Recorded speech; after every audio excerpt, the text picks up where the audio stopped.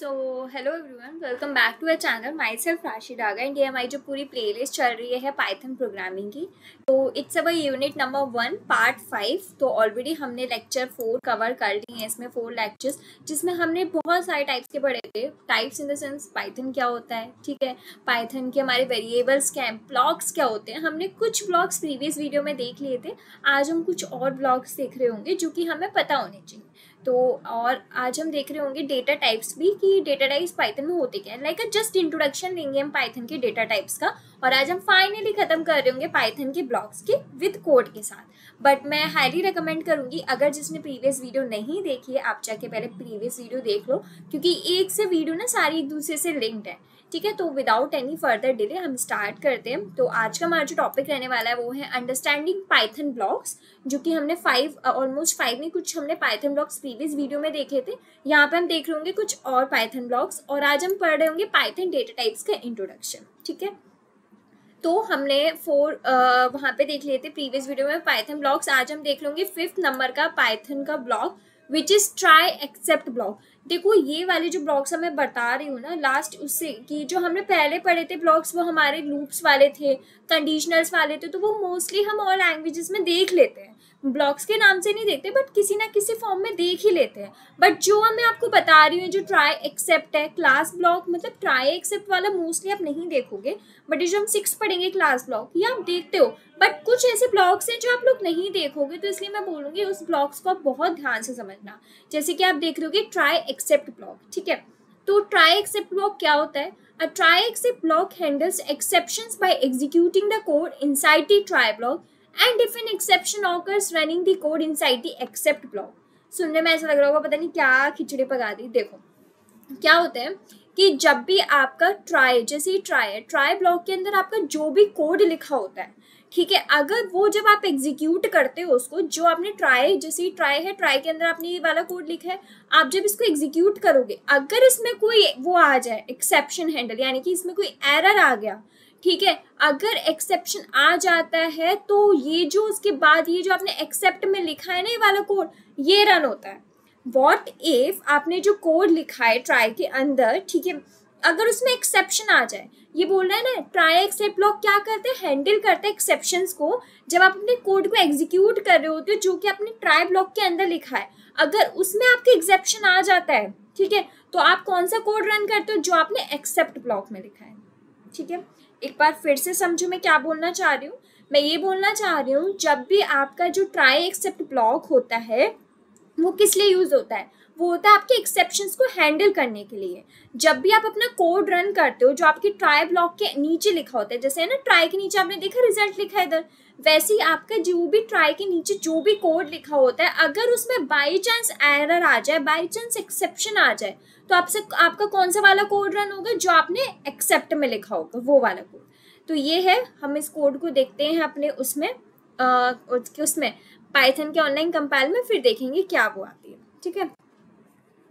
तो इसको हम कर लेते हैं यूं, एक मिनट, ठीक है, अब ठीक है। तो मैं इसको थोड़ा बड़ा कर ले रही हूँ, अब दिख रहा होगा आपको, ठीक है। तो हम लिखते हैं ट्राई ब्लॉक, हमने लिखा try result is equal to 10/0, ठीक है, एक्सेप्ट 0 डिवीजन एरर, प्रिंट कर दो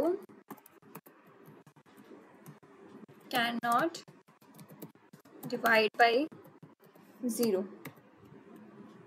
में ये हो गया। अब हम करते हैं, देखते क्या होता है। कैन नॉट डिवाइड बाई 0 आया, क्यों आया अब समझना। हमने बोला था, हमने ट्राई एक्सेप्ट ब्लॉक पढ़ा, ठीक है, हमने ट्राई एक्सेप्ट में क्या चीज बोली थी? मैंने बोला था आपका ट्राई एक्सेप्ट ब्लॉक जब यूज होता है जब कोई एक्सेप्शन आ जाए। मैंने कहा हाँ, एक्सेप्शन कब? मैंने बोला जब आपकी ट्राई ब्लॉक के अंदर जो भी कोड लिखा है अगर उसमें एक्सेप्शन आ जाता है तो आपका जो भी एक्सेप्ट के अंदर कोड लिखा है ना वो रन होता है। अब आपको पता है भाई 0 से 10 कैसे डिवाइड हो जाएगा, ये तो चीज पॉसिबल ही नहीं, तो पक्का एक्सेप्शन आ रहा है। तो मैंने क्या बोला, जब ट्राई ब्लॉक के कोड के नीचे जो आपने लिखा है उसमें एक्सेप्शन आ जाए, आपको प्रिंट कर देना एक्सेप्ट वाला। तो एक्सेप्ट वाला प्रिंट हो गया था, कैन नॉट डिवाइड बाई 0, और आंसर क्या आ रहा था, कैन नॉट डिवाइड बाई 0। तो आई होप आपको ये चीज समझ में आ गई होगी अब मैं क्या बोलना चाह रही हूँ। ठीक है, हो सकता है थोड़ा सा चीज़ समझ में नहीं आए क्योंकि ये थोड़ी सी नई चीज़ है, हम सिर्फ पाइथन में ये चीज़ पढ़ते हैं इसलिए, बट पाइथन हमारी मोस्ट इजीएस्ट प्रोग्रामिंग लैंग्वेज, और अब आपको धीरे धीरे पता भी चल रहा होगा। ठीक है, ट्राई एक्सेप्ट ब्लॉक समझ में आ गया। ट्राई के अंदर जो भी कोड लिखा है, अगर उधर एक्सेप्शन आ जाए, हमें कौन सा वाला रन करना है, जो एक्सेप्ट के नीचे लिखा है। Next is class block. Class block क्या होता है, ये बहुत इंपॉर्टेंट है क्योंकि क्लास ब्लॉक को समझना नहीं पाते हैं बहुत से लोग, और क्लास आपके ऐसा नहीं सिर्फ पाइथन में पढ़ोगे, जब आप C++ का DSA कर रहे हो या फिर आप जावा कर रहे होते हो ना, तो उधर ऊप्स का कॉन्सेप्ट आता है। ऊप्स का पहले कॉन्सेप्ट का नाम ही क्लास है। जब भी आप अपना इंटरव्यू देने जाते हो ना, ऊप्स के कॉन्सेप्ट के क्वेश्चन हमसे बहुत पूछे जाते हैं, तो इट इज़ वेरी इंपॉर्टेंट कि आप ये क्लास वाला बहुत ध्यान से समझो। ठीक है, class block contains the definition of a class in object oriented programming. आपकी ऑब्जेक्ट ओरिएंटेड प्रोग्रामिंग कोई और नहीं, वही होती जो मैं अभी आपको बता रही थी, ऊप्स। तो जो क्लास ब्लॉक है, मैंने बोला ना क्लास ब्लॉक क्या कंटेन करता है, definition of a class. Class की एग्जैक्ट डेफिनेशन क्या होती है इन ऑब्जेक्ट ओरिएंटेड प्रोग्रामिंग में। ये क्या कंटेन करता है, बहुत टाइप के एट्रीब्यूट्स कंटेन करता है और मेथड्स। अब आप बोलोगे दीदी हमें तो ये भी नहीं पता, क्या क्लास आप वही वाली क्लास बोल रहे हो जो हम लोग नॉर्मली स्कूल्स में लेते हैं? नहीं, ये वो वाली क्लास नहीं है। ना ही दीदी हमें पता है कि एट्रीब्यूट्स क्या होता है, ना ही दीदी हमें पता है मेथड्स क्या होता है। होती क्या है ये चीज़? आपने बोला क्लास ब्लॉक के अंदर वही आती है जो क्लास होती है ऑब्जेक्ट ओरिएंटेड प्रोग्रामिंग में। अब ये ऑब्जेक्ट ओरिएंटेड प्रोग्रामिंग क्या है और ये कंटेन करती है एट्रीब्यूट्स और मेथड्स, ये है क्या? हम आराम से समझेंगे क्लास क्या है, एट्रीब्यूट्स क्या है, मेथड्स क्या है। ठीक है, क्लास क्या है सबसे पहले समझते हैं। It is like a template और अ रेसिपी। आपकी एक टेम्पलेट है या रेसिपी। टेम्पलेट कौन से होते हैं, आपकी लाइक आपको कोई चीज़ नहीं बनानी तो आप टेम्पलेट देखते हो ना कि भैया यार उसके के टाइप जैसा मिल जाए, जिससे हमें ज़्यादा एडिटिंग ना करनी पड़े, हमें बस थोड़ी थोड़ी एडिटिंग करें और हमारे लाइक वो काम हो जाए, वही तो टेम्पलेट होता है। तो क्लास आपका क्या है, एक तरीके का टेम्पलेट है या फिर रेसिपी है। ठीक है, just like a recipe tells you how to make a dish, a class tells a computer how to create an object. अब आपकी रेसिपी क्यों बोली हमने, मैंने इसलिए बोला जो आपकी रेसिपी आपको क्या बताती है कि डिश कैसे बननी है। डिश को बनाने के लिए आप रेसिपी देखते हो ना कि अच्छा ये डालना है, ये डालना है, फिर ही तो डिश बनती है। तो सेम आपका क्लास क्या है, क्लास आपके कंप्यूटर को बताते हैं कि ऑब्जेक्ट कैसे बनाना है। क्लास एक एक उसको चीज़ें बताते हैं कंप्यूटर को कि भैया ऐसे ऐसे करो जब जाके आपका ऑब्जेक्ट बनेगा। ठीक है, एट्रीब्यूट्स क्या होते हैं समझ में आ गई। क्लास क्या है, क्लास कुछ नहीं है आपका लाइक अ ब्लूप्रिंट मान लो, टेम्पलेट मान लो या रेसिपी मान लो, जो टेल करता है कंप्यूटर को कि भैया ऑब्जेक्ट कैसे बनेगा। ठीक है, एट्रीब्यूट्स क्या है, दीज आर द कैरेक्टरिस्टिक और प्रॉपर्टीज ऑफ द ऑब्जेक्ट। अब जो आपने ऑब्जेक्ट बनाया उसकी कैरेक्टरिस्टिक्स भी तो बताओगे ना, प्रॉपर्टीज भी तो बताओगे ना आप कैसे, कि भैया वो ऑब्जेक्ट किस लिए ज्यादा इंपॉर्टेंट है, क्या क्या उसके अंदर खासियत है, वो भी तो आप बताओगे। तो वो किसके थ्रू बताते हो, एट्रीब्यूट्स के थ्रू बताते हो। अब एग्जाम्पल से हम समझ लेते हैं और डिटेल में कि क्लास क्या होता है और एट्रीब्यूट क्या होता है। ठीक है, for example if you have a class called car, आपकी एक कार नाम की कोई क्लास बन गई। क्लास मतलब आपने एक वो बना दिया टेम्पलेट टाइप। एट्रीब्यूट्स, अब उसमें क्या क्या हो सकते हैं, अब कार आपकी क्या बन गई, एक ऑब्जेक्ट हो गई। ठीक है, अब ऑब्जेक्ट की आपकी प्रॉपर्टीज डिफाइन करनी, कैरेक्टरिस्टिक देनी, तो कौन कौन से एट्रीब्यूट्स हो सकते हैं, लाइक उसका कार का कलर क्या है, कैसे बनी, मॉडल क्या है, कौन सा ईयर है। यानी कि आप देख रहे हो हम बोलते हैं ना कि पर्टिकुलर चीज की प्रॉपर्टीज बताओ, पर्टिकुलर चीज की कैरेक्टरिस्टिक बताओ। ये हम क्यों बोलते हैं, क्योंकि वो हमें डिफाइन कर रही होती है जो हमारा ऑब्जेक्ट है, और वो क्या क्या है मतलब उसको डिफाइन करती हैं प्रॉपर्टीज। तो सेम आपका जो ऑब्जेक्ट था, एट्रीब्यूट्स उसको डिफाइन करे। कैसे कैसे एट्रीब्यूट्स अभी आपने देखे कि भैया उसका कलर क्या है, उसका मॉडल क्या है, वो कौन से ईयर में आई, किस तरीके से बनी, ये सब उसके क्या है, कार को ही तो डिस्क्राइब कर रहे हैं ना। तो ये आपके क्या है, एट्रीब्यूट्स। रुको एक मिनट और दिखाती हूँ। ये जी, तो आपको समझ में आ गया होगा मुझे उम्मीद है, मतलब क्लास क्या होती है और एट्रीब्यूट्स कौन कौन से होते हैं। अब बात आती है मेथड्स कौन से होते हैं। दीज आर द एक्शंस और behaviours of the object can perform. अब आपने ऑब्जेक्ट पकड़ लिया, क्या होता है, क्लास से बनता है।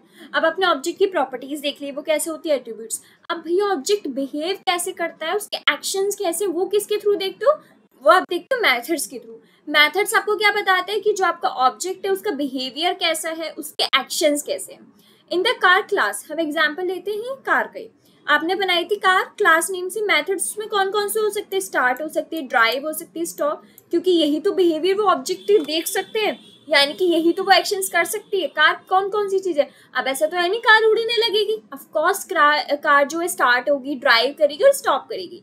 तो ये कार की जो आपने ऑब्जेक्ट बनाया था, जो आपने क्लास उसको डिफाइन करा था, उसकी क्या फंक्शनैलिटीज है कि ये वाला काम वो आसानी से कर सकती है, ठीक है। दे define what the car can do.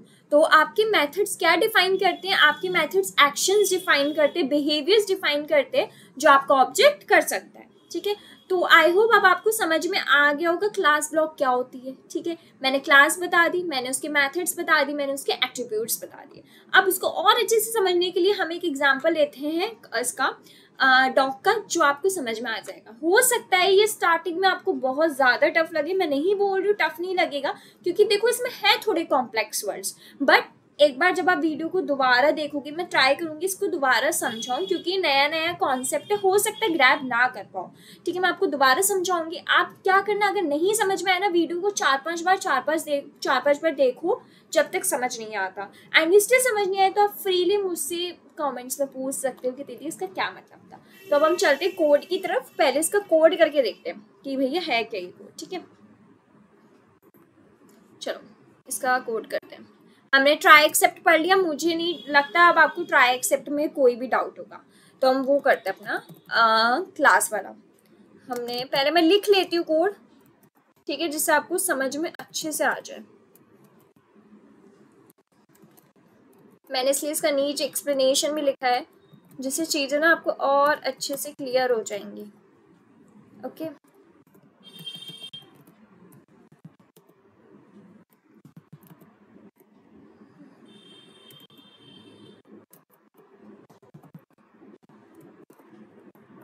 आप भी साथ में साथ ना कोडिंग करना, ठीक है, जब भी और ढंग से समझ में आएगा।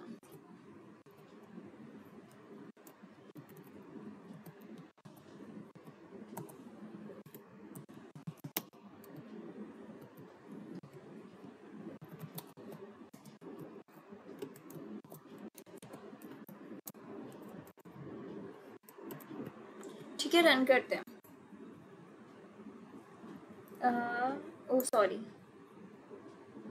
मैंने नेम देना था और मैं क्या कर गई,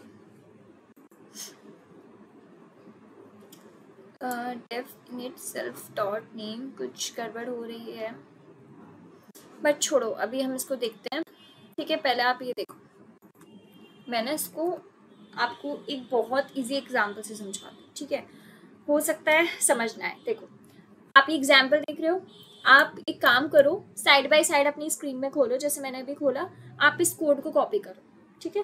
3 सेकंड 2 सेकंड दे रही हूँ या 3 सेकंड दे रही हूँ, आप इस कोड को कॉपी करो, ठीक है। मेरे कंपाइलर में नहीं चल रहा, may be there some network issue, but आप इसको एग्जैक्ट कॉपी करो, ठीक है। अब जब आपने कॉपी कर लिया है, अब हम क्या करेंगे, मैं आपको इस कोड को समझा रही हूँ, आप अपने कोड की तरफ देखोगे, क्योंकि अगर मैं नहीं बोलती तो ये मैं नीचे करती स्लाइड तो फिर नहीं समझ आता, इसलिए अब आपका पूरा ध्यान होना चाहिए अपनी कोड की तरफ, और मैं उस कोड को एक्सप्लेन कर रही हूँ, आप एक एक लाइन का समझते जाना, और जहाँ समझ नहीं आए वीडियो को दोबारा देखना, नहीं स्टिल समझ आए तो कॉमेंट्स में पूछना, ठीक है। चलो स्टार्ट करते हैं।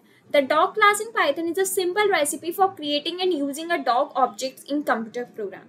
तो ये जो हमने डॉग क्लास बनाई, कैसे पता चला हमारी डॉग क्लास है, क्योंकि क्लास के आगे हमने नेम दे दिया डॉग, तो यानी कि हमारा डॉग क्या है, क्लास का नेम है, जो कि हमने पाइथन में बनाई। एक तरीके से एक सिंपल रेसिपी है। कैसे रेसिपी बोल रही हूँ मैं, बताया था मैंने आपको, क्लास को हम क्या बोल रहे हैं, एक सिंपल रेसिपी बोलते हैं, या फिर टेम्पलेट या ब्लूप्रिंट बोल लो। तो आपने जो डॉग क्लास बताई है पाइथन में, एक सिंपल रेसिपी है। किस चीज की रेसिपी है, for creating and using a dog objects in computer program. अपने कंप्यूटर प्रोग्राम में आप जिसे क्रिएट कर पाओ और डॉग के ऑब्जेक्ट्स यूज कर पाओ, आपने एक डॉग क्लास बना ली। मैं कहा ठीक है, चलो पहली लाइन मुझे क्लियर हो गई कि क्लास डॉग क्या मतलब है। The class starts with the definition line class dog. देखा मैंने बताया कि आपने क्लास कैसे स्टार्ट हुई, क्लास डॉग की डेफिनेशन से, ठीक है। That tells a computer we are defining a new type of object called dog. तो उसने कंप्यूटर को क्या बताया कि यार हम नया टाइप का ऑब्जेक्ट बना रहे जो कि है डॉग। उसने बोला ओके, समझ में आ गया क्लास डॉग नेम से। Inside the class there is a special method called init that initialize new dog objects with a given name.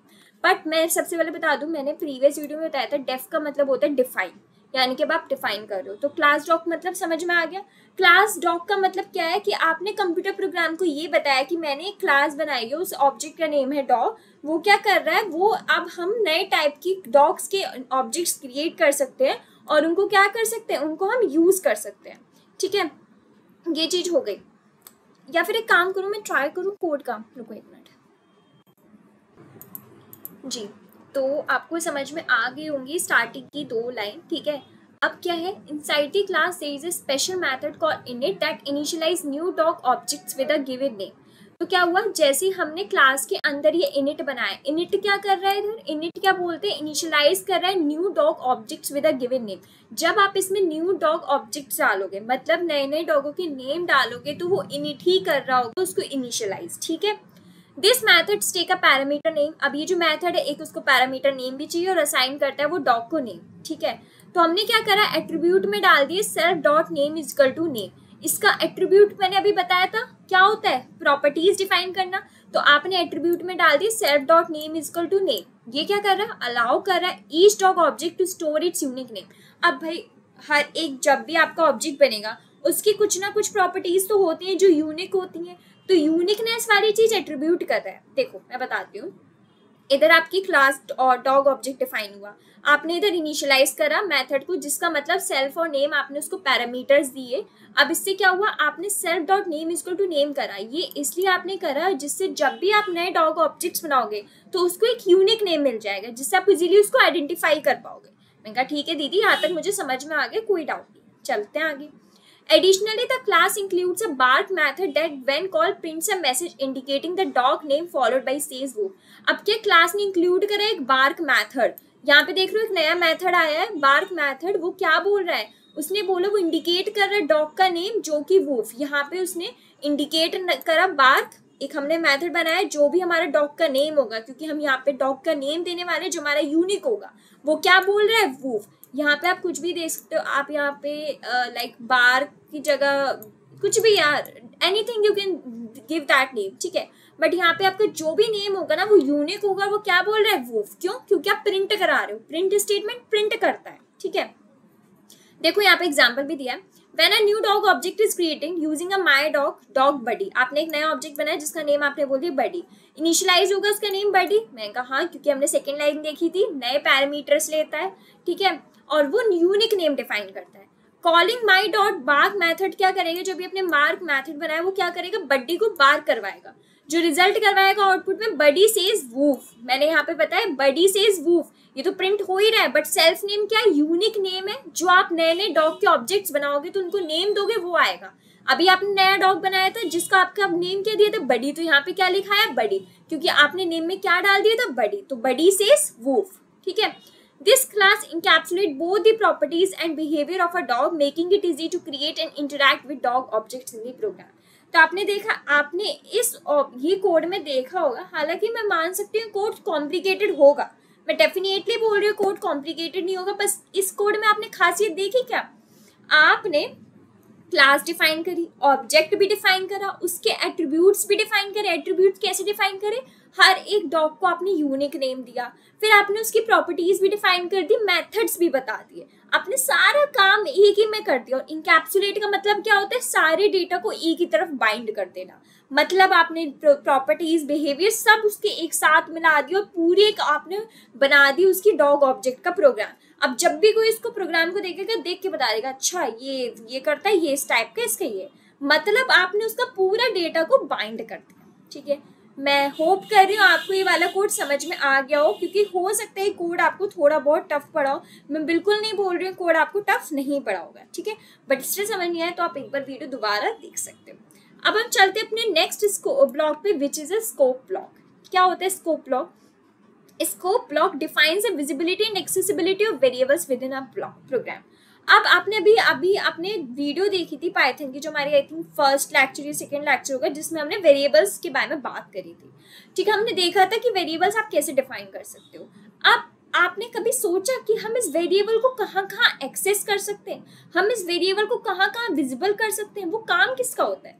वो काम होता है आपका स्कोप ब्लॉक का। स्कोप ब्लॉक क्या करता है, आपने जो वेरिएबल डिफाइन करा है, आप उसको कहाँ कहाँ एक्सेस कर सकते हो, कहाँ कहाँ उसको विजिबल कर सकते हो, वो चीज आपके प्रोग्राम में स्कोप बताता है। अब स्कोप कैसे पता चलता है? कर्ली ब्रैकेट के अंदर, ये जो होते हैं ना कर्ली ब्रैकेट के अंदर आपका स्कोप पता चलता है। अगर आपने वेरिएबल यहाँ डिफाइन करा है और आप उसको यहीं पर प्रिंट करवा रहे हो, यानी कि उस वेरिएबल का आपने अगर एक बार वेरिएबल इस ब्लॉक के अंदर डिफाइन कर दिया, यानी कि इस कर्ली ब्रैकेट के अंदर डिफाइन कर दिया ना, तो वो वेरिएबल आपका यहीं तक ही उसको एक्सेस कर सकते हो। आप चाहो कि भैया हम बाहर एक्सेस कर ले, ना रे ना, आप बाहर एक्सेस नहीं कर सकते, आप सिर्फ उसको उधर ही एक्सेस कर सकते हो जहां आपने उसको डिफाइन करा है।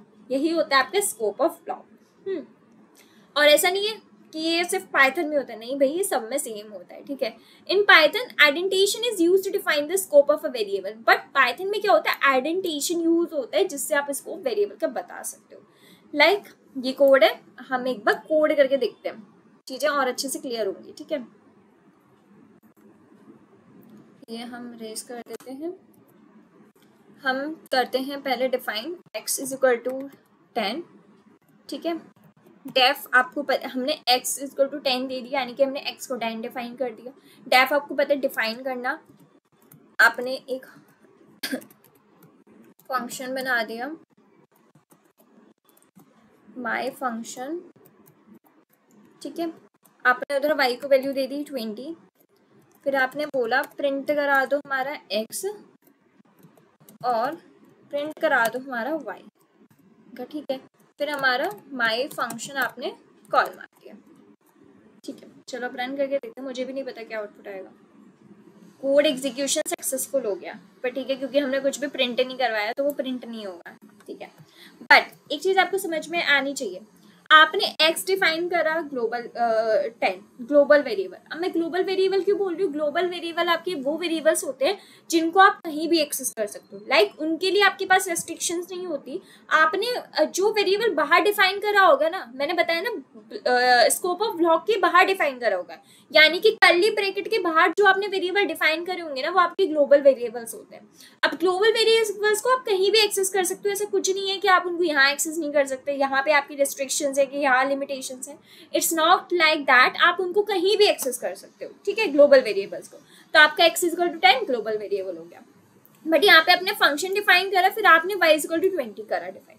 अब ये लोकल वेरिएबल हो गया, क्यों? क्योंकि आपने इसको माई फंक्शन के अंदर डिफाइन कर दिया। अब आप सिर्फ y को माई फंक्शन के अंदर ही उसको एक्सेस कर सकते हो, उसके अंदर ही उसको कॉल कर सकते हो। अगर आप चाहो नहीं यार मुझे तो y को बाहर प्रिंट करवाना, नहीं होगा प्रिंट, वो आपको एरर दे देगा, ठीक है। तो आप उसको वहीं प्रिंट कर सकते हो जहां पे आपने उसको x मतलब इनिशियलाइज करा है। अगर आप चाहो x इक्वल टू 10 को कहीं भी प्रिंट करना तो वो तो हो जाएगा, क्योंकि भाई वो ग्लोबल है, आपने उसको किसी उसके स्कोप के अंदर ही नहीं डाला। बट y को आपने स्कोप के अंदर डाल दी, y को आपने बोल दी कि भाई तू माई फंक्शन के अंदर ही तुझे मैंने डाला है, तो तू उसके बाहर आ ही नहीं सकता, वो बाहर एक्सेस ही नहीं हो सकता, ठीक है।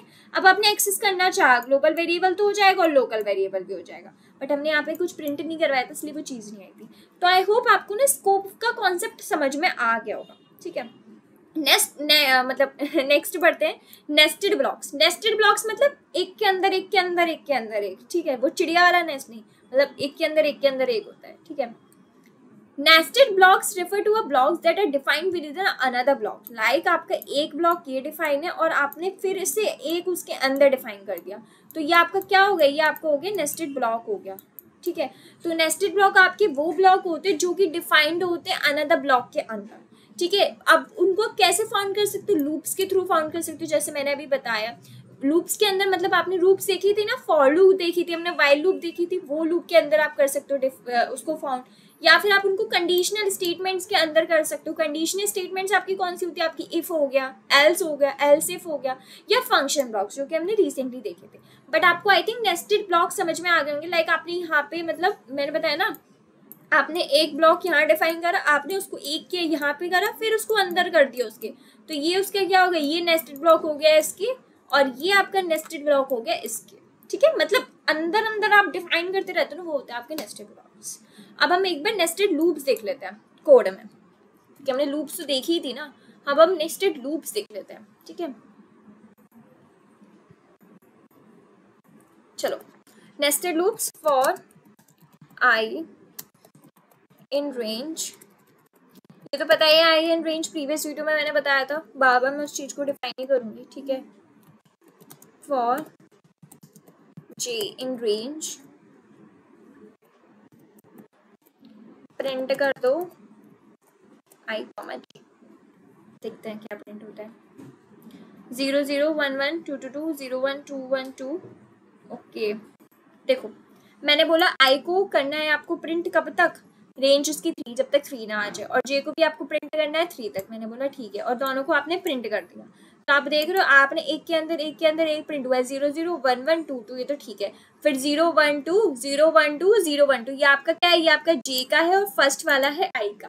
समझ रहे हो, एक के अंदर हो गया। मैंने क्या करा, मैंने i के अंदर j को डाला, मैंने नेस्टेड लूप्स बनाई। यानी कि जब मैं i के अंदर j को डालूंगा, मैं j के अंदर एक और k को डाल देती तो क्या हो जाता है, नेस्टेड लूप्स हो जाती है। यही होते हैं आपकी नेस्टेड लूप्स। अब नेस्टेड कंडीशनल स्टेटमेंट्स क्या होते हैं, मैंने बोला x इक्वल टू 10, ठीक है।